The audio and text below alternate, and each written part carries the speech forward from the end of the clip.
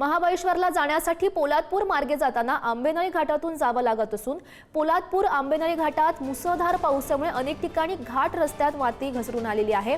पावसामुळे घाटात माती वाहून रस्त्यावर आल्याचं आपण बघू शकतो आणि त्यामुळे चिखल मातीमुळे आंबेनळी घाटात रस्ता वळणाचा आणि अरुंद असल्यानं वाहन चालवणं सध्या धोक्याचं बनलंय।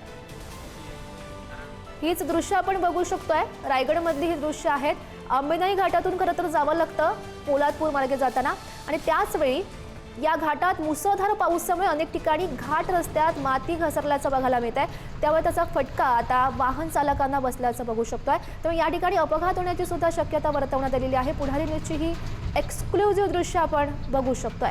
पावसामुळे घाटात माती वाहून रस्त्यावर येते आणि त्यामुळे याच घाटातून जे प्रवास करतात त्या प्रवाशांवर खरं तर हे संकटच म्हणावं लागेल।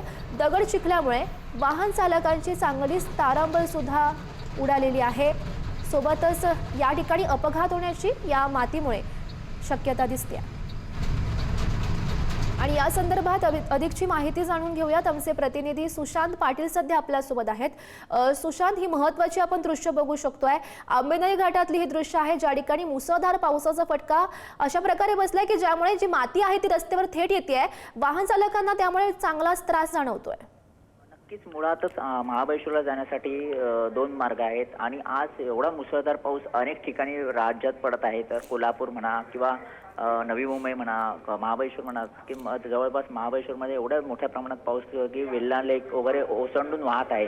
मात्र महाबळेश्वर जाण्यासाठी पोलादपूर मार्ग जो मुंबई गोवा मार्गातून पोलादपूर मार्गे आंबेनळी घाटातून जावे लागते, जो मुळातच अरुंद आणि खूपच वळणदार असा तो रस्ता असलेला आंबेनळी घाट आहे।